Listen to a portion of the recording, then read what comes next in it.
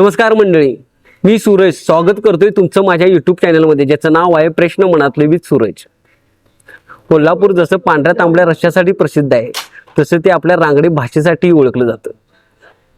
आज आपण अशा व्यक्तीला भेटणार आहोत ज्यांना आपली कोल्हापूरची रांगडी भाषा कंटेंट क्रिएटरद्वारे महाराष्ट्रभर पोहोचवली. याचं नाव आहे रोहित खोत. नमस्कार दादा. नमस्कार. कोल्हापूरचा रोहित खोत कंटेंट क्रिएटर होण्याच्या आधी म्हणजे काय कष्ट होते, किंवा असा कुठला टर्निंग पॉईंट आला की तुम्हाला वाटलं कंटेंट क्रिएटर व्हायचा, आणि याआधी तुम्ही नोकरी किंवा व्यवसाय काय करत होता? आता खरं तर कंटेंट क्रिएटर हा शब्द मी अलीकडेच 1-2 वर्षात ऐकलाय. आणि मी जसं कॉलेज झालं तसं मी स्पर्धा परीक्षा करायचं ठरवलेलं.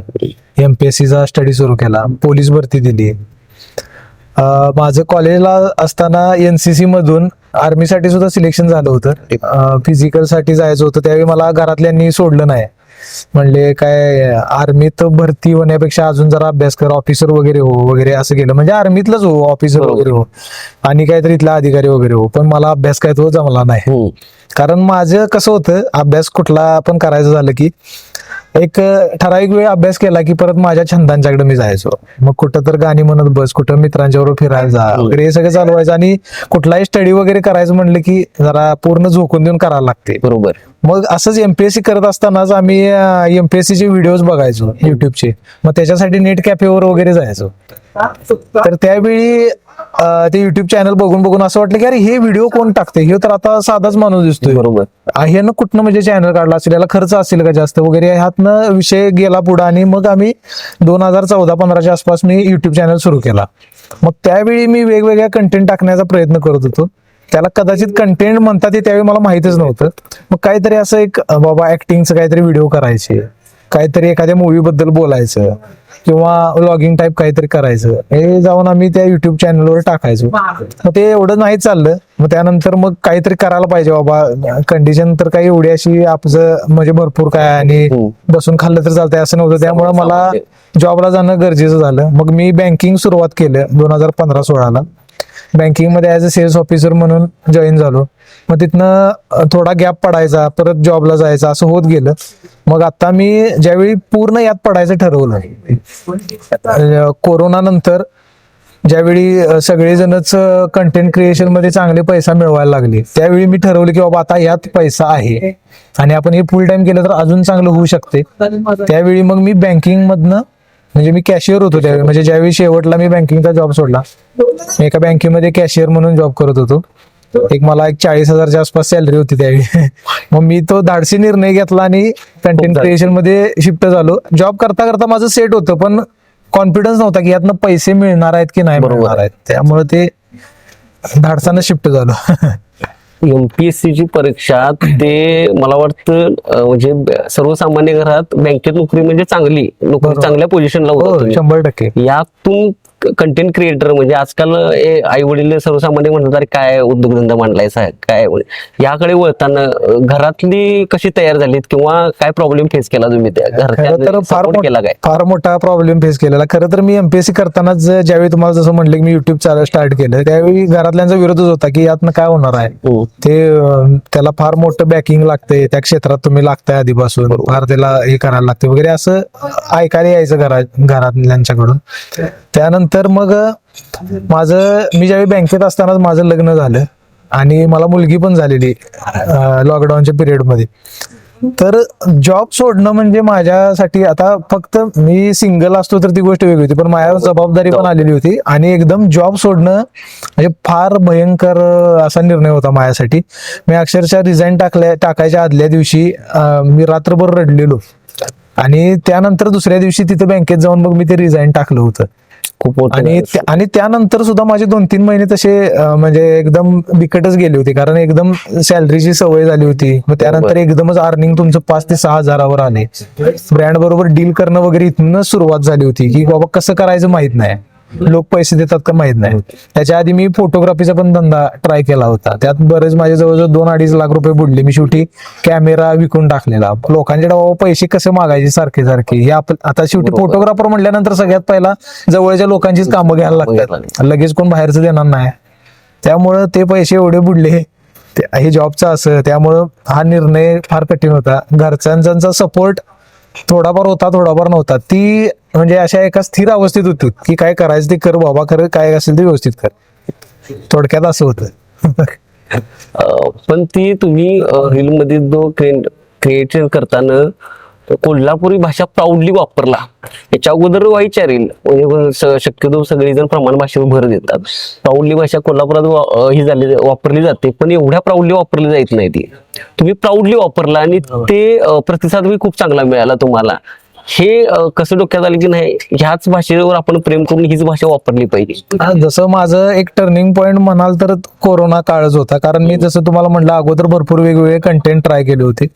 फूड कडे येणं हे डोक्यातच नव्हतं कधी. पण कोरोनाच्या काळात सगळ्या फॅमिली ग्रुपवर फक्त एकमेका काय रेसिपी केली हे करून एकमेकांना पाठवणं चालू होतं. आणि त्यावेळी एक चायनाचे जे काही ऍप्लिकेशन बंद झाले त्यांवर अशा वेगवेगळ्या कॉम्पिटिशन असायच्या कंटेंटच्या की तुम्ही हा कंटेंट टाकायचा, एवढा रीच गेला की बक्षीस वगैरे असं असायचं.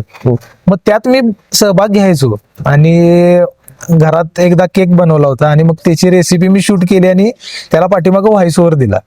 आता चला कुठं तर काय तर कंटेंट टाकायचा आणि व्हॉइस ओव्हर रेग्युलर आपल्या भाषेतला दिला. म्हणजे अगदी काय चुका होतात वगैरे सगळ्याच दाखवल्या. तर रेसिपी मध्ये काय चुकलं हे कधीच कोण दाखवत नाही. चला म्हटलं आपण काय चुकलं इथनं सुरुवात करायची, कारण रिटेक तर काय आपण करत बसणार नाही. एक आपल्याला बरं घरात कोण करून देणार आहे. चला जे काय ते चुकलेलं पण त्यात इन्क्लूड केलं, आपल्या रेग्युलर भाषेत बोललो, पोस्ट केला आणि अनपेक्षितपणे असा सगळा प्रतिसाद मिळाला. तो दुसऱ्या दिवशी बघतोय तर एकदम मिलियन मध्ये व्ह्यू गेल्या होत्या. खरोखर काय काय फेक आहेत बघायला गेलो, कमेंट सुद्धा सगळ्या चांगल्या आलेल्या होत्या. मग त्यानंतर मी तो कंटेंट पकडला आणि त्याचा मला तसा फायदा झाला. तो मी कंटिन्यू कंटेंट केला. हा माझा एक तसा एक टर्निंग पॉईंट होता. अशी कोणती फेस होती म्हणजे प्रेक्षकांना तो हसवत्याला दिसतो, सगळ्यांना बॅक स्टोरी काही माहित नसते की ती तुझ्यासंग वाईट होते, पण आपल्या चेहऱ्यावर स्माइल घेऊन आपल्याला क्रिएट करावं लागतं, काही गोष्टी दाबून ठेवावं लागतात. असा कुठला प्रसंग आला की नाही इच्छा पण नव्हती की नाही बाबा हे करायचं नाही, पण ठीक आहे आपल्याला पैसे मिळणार इच्छा, आणि त्या फेसला फेस करावं लागलं तुला? आता खरं तर तसा एक प्रसंग आलेला. म्हणजे एक मॅडम होत्या ओळखीच्या. मी ते प्रमोशन नाही केलं ही गोष्ट वेगळी आहे, पण तो ऑकवर्ड प्रसंग होता माझ्यासाठी. मी फार त्या गोष्टीसाठी कन्व्हिन्स केले. तर त्या मॅडमांचा मला मेसेज आला की असे माझे काही प्रोडक्ट आहेत मी स्वतः बनवते आणि तुम्ही त्याचं थोडं प्रमोशन करा. त्या ओळखीच्या आहेत म्हटल्यानंतर ठीक आहे करूया म्हटलं. मी त्यांच्याकडे गेलो तर त्यांनी प्रोडक्ट दाखवले आणि त्यांचा जो USP त्यांचा प्रोडक्ट होता तो होता त्यांचा शॅम्पू. बापरे. काय म्हणलं मॅडम, म्हणलं शॅम्पू तुम्ही माझ्याकडे कशी काय ऍड देऊ शकताय, मग कोण ऐकणार आहे म्हणलं माझं. तर नाही ते तुम्ही करा, तुम्ही माहिती सांगा फक्त.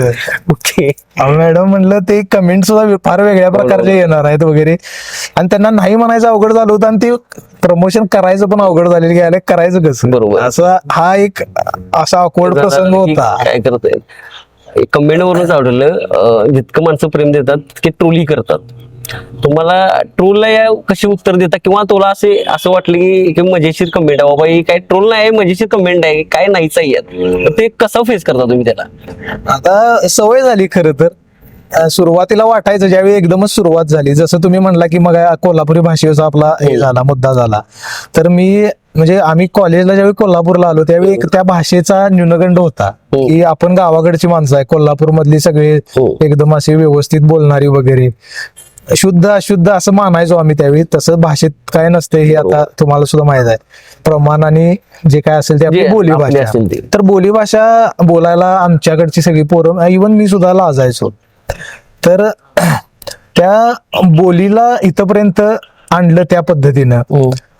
मग ते लोकांना सुरुवातीला कमेंट करताना असं वाटायचं की बाबा भरपूर अशा कमेंट यायच्या की बाबा हे काय गावंढळ बोलताय किंवा काय, ते पण कुठल्या कमेंट असायच्या पुणे मुंबई वगैरे भागच्या, किंवा कोल्हापुरातली काहीतरी जरा असं शिकून बाहेर गेलेली त्यांच्या कमेंट असायच्या त्या.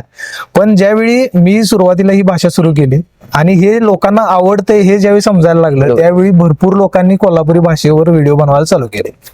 त्यावेळी बऱ्याच लोकांना तो न्यूनगंडच होता की बाबा आपण बोली भाषेत व्हिडिओ कसे बनवायचे. बरोबर. म्हणजे मला सुद्धा 1-2 क्रिएटरचे इन्स्पिरेशन मिळालं, पण हा कंटेंट कोल्हापुरी भाषेत बोलणे हा एक वेगळी सुरुवात केली.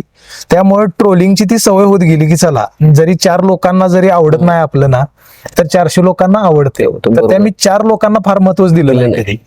400 लोकांच्याकडेच मी बघत आलो. भरपूर असतात जी घरातली भांडणं माझ्या कमेंट बॉक्स मध्ये काढत असतात, राग काढत असतात, त्यांच्याकडे दुर्लक्षच करतोय शक्यतो. आणि जर माझा मूड चांगला असेल तर कमेंट्सना मी फनी वेनं उत्तर देण्याचा प्रयत्न करतोय. मग त्यात राग वगैरे असं काय नसते, निवांत असतोय मी. थोडक्यात एक आपला भाषेतला शब्द सांगायला म्हटलं तर मुरदाड झालोय मी. अल्गोरिदम सातत्य ठेवण्याचा मंत्र काय आहे तुमचा? अल्गोरिदमचं सातत्य म्हणजे एक कंटेंट एक तर कंटिन्यू करावं लागते. ट्रेंडिंगला काय चालू आहे हे बघावं लागते. लोकांना कशाचा कंटाळा आलाय, काय बघायला आवडतंय याचा थोडा अभ्यास करावा लागते. आणि तुम्ही सातत्य ठेवलं की अल्गोरिदम आपल्याला ऑटोमॅटिक पुश करते. मग प्रत्येक सोशल मीडिया जो काय प्लॅटफॉर्म आहे त्याच्यानुसार ते वेगळा असते. म्हणजे युट्यूबचा वेगळा असतो अल्गोरिदम, इंस्टाग्रामचा वेगळा असतो, फेसबुकचा वेगळा असतो. तुम्ही एकदा त्याच्यावर काम करायला लागला की ते तुम्हाला सुचत जाते काय लोकांना आवडते. कमेंटचा अभ्यास केला पाहिजे, आपल्या इनसाइट्स ज्या काय त्या बघितल्या पाहिजेत. मग त्याच्यानुसार बाबा लोकांना एक फॉर एक्झाम्पल 1 मिनिटाचा व्हिडिओ आहे तो 20 सेकंदच लोक बघतायत, बरोबर, तर मग त्या कंटेंट मध्ये आपण काय हुक दिला पाहिजे का, त्यानुसार ते अल्गोरिदमचं काम होत राहते. ते प्रत्येकाला त्याच्या कंटेंट नुसार सुचत जाते. एवढं दिवसभर खायला लागतं, तुमचं मूळ खायचंच काम आहे आणि ते खायचं पचवायचं, त्याच्यात एवढं डाएट, मी पहिला तुमचे व्हिडिओ बघितले त्यात एवढं डाएट सांभाळून कशी दिनचर्या आहे तुमची, कसा बॅलन्स करताय सगळं? खरं सांगायचं तर मला सुरुवातीला बाहेरचं खाणं फार आवडत नव्हतं म्हणण्यापेक्षा पैसेच नसायचे बाहेरचे खायला. त्यामुळे मग ती सवय लागून गेलेली की बाहेरचं चांगलं नाही. कारण एक माणसाची एक सायकोलॉजी आहे बघा की आपल्याला जे मिळत नाही ना तर ती गोष्ट ती चांगली नाही असं एक होत जाते कुठेतरी. म्हणजे प्रत्येकाच्या आयुष्यात तसं असते थोडंफार. तर ते तसं झालेलं आणि त्यामुळे बाहेरचं खाणं वगैरे जास्त आवडत नव्हतं. मी ज्यावेळी हे रेसिपीचे कंटेंट करायला लागलो त्यावेळी हॉटेलच्या हे यायला लागल्या, ऍडव्हर्टाईज वगैरे यायला लागल्या की बाबा आमच्या हॉटेलचं तुम्ही करणार का व्हिडिओ वगैरे. तेव्हापासून चालू झालं. आणि एकदम सुरुवातीला ज्यावेळी हॉटेल मधले व्हिडिओ यायला लागले त्यावेळी ती खायची सवय लागली. बाबा एकदम हे आपण कधी बघितलेलं पण नाही, चला घेऊया आणि खाऊया असं व्हायला लागलं. पण एक ठराविक लेवल नंतर कळालं की बाबा नाही, जरासं अवॉइड करणं गरजेचं आहे. तब्येत पण वाढायला लागली, आपल्याला सरळ आता एकदम स्पीडनं उठता येत नाही, बसता येत नाही, ह्या मोशन आपल्याला जाणवायला लागल्या. मग त्यानंतर मी बऱ्यापैकी कंट्रोल करतोय. आता जरी भरपूर टेबल भरून जरी तुम्हाला समोर दिसत असलं तर त्यातलं जे व्हिडिओ मध्ये दाखवायचं आहे किंवा त्यांचं खरोखर चांगलं आहे का नाही बघण्यासाठी थोडंसं टेस्ट करण्यापुरतच मी तेवढंच खातोय. बाकी रेग्युलर घरचं जेवण मी प्रॉपर जेवतोय. मी आता सुद्धा आलोय तर मी मगाशी घरातनं डबा आणलेला तोच खाल्लाय आणि इकडे आले.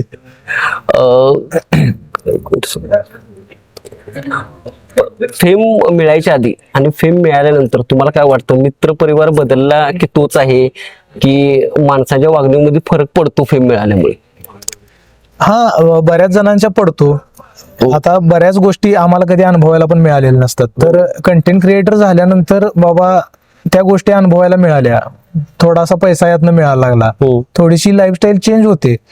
पण ते स्वतःवर डिपेंड असते पूर्णपणे की आपण कितपत बदलायचं आहे. आता माझे जे सगळे पहिल्यापासूनचे जे मित्र आहेत ना ते आहेतच, त्यात काहीच फरक पडलेला नाही. माझा सगळा ग्रुप आहे तसा आहे. फक्त कधी कधी कसं होते, आपल्याकडनं ज्या अपेक्षा असतात त्या लोकांच्या बदलत जातात. बरोबर. कारण अगोदर एकदमच नॉर्मल असतोय आपण, तर आता आहे तर बाबा होते की बाबा अरे कर की, आपलाच दोस्त आहे, व्हिडिओ कर की. पण नाही, एक प्रोफेशनल गोष्टी बघण्याचं एक हे बरोबर आहे, वेगळा असतोय. मग त्यावेळी मग ते जर गोष्टी व्यवहारात आणल्या की मग ते समोरच्याला वाटते की आता हा झाला मोठा. पण ऍक्च्युली तसं काय नसते, आपण बदलत नसतोय. जरा आपल्या बरोबरची जी माणसं असतात त्यांच्या आपल्याकडनं ज्या अपेक्षा असतात त्या थोड्याशा बदललेल्या असतात. कंटेंट क्रिएटर आणि आता तुम्ही नवीन व्यवसाय चालू केलेला आहे म्हणजे बिझनेसमॅन झालेला आहे थोडक्यात, तुमच्या यातलं तुम्हाला सोपं काय वाटतं? आता खरं सांगायचं झालं तर जसं मध्ये चायनीज ऍप म्हणजे तुम्हाला म्हटलं की बॅन केले, बऱ्याच लोकांची उदरनिर्वाह त्याच्यानंतर बंद झाली. आता ही गोष्ट पण अशी आहे की आम्हाला मिळालं तर मरेपर्यंत यातनं मिळत राहणार आहे. बरोबर. पण काय सांगता येत नाही, गॅरंटेड नाही ही गोष्ट. त्यामुळं एक आपला एखादा काहीतरी व्यवसाय असावा की बाबा हे जरी बंद पडलं तरी आपलं काहीतरी पोट चालणार काहीतरी असावं, म्हणून त्या बिझनेसकडे मी बघतोय. पण एक कंटेंट क्रिएशन म्हणजे एक आपली आवड, आपला छंद, म्हणजे एक ज्यात रमते माझं मन, ती ही गोष्ट आहे. कंटेंट क्रिएशन असू दे किंवा त्या रिलेटेड कलाक्षेत्रातल्या काही गोष्टी असू देत. बाकी बिझनेस वगैरे हा फक्त एक उदरनिर्वाहाचा भाग म्हणूनच आहे. बरोबर. दुसऱ्या दगडावर पाय ठेवणं म्हणतोय तर ते आहे. कोल्हापूरच्या नवीन झालेल्या आता क्रिएटर भरपूर यायला लागले कंटेंट करायला. त्यांना काय सल्ला देशील कशाबद्दल? कारण एक जण काय करतात, 10 व्हिडिओ करतात, फॉलोअर्स वाढले नाही म्हणून गिव्ह अप करतात. तर अशांना तू काय सल्ला देशील? त्यांना मला एकच सल्ला द्यायचा आहे, कुठलीच गोष्ट इझिली नाही मिळत. तरी आता सध्याच्या आता 2026 मध्ये फार सगळ्या गोष्टी इझी झालेल्या आहेत.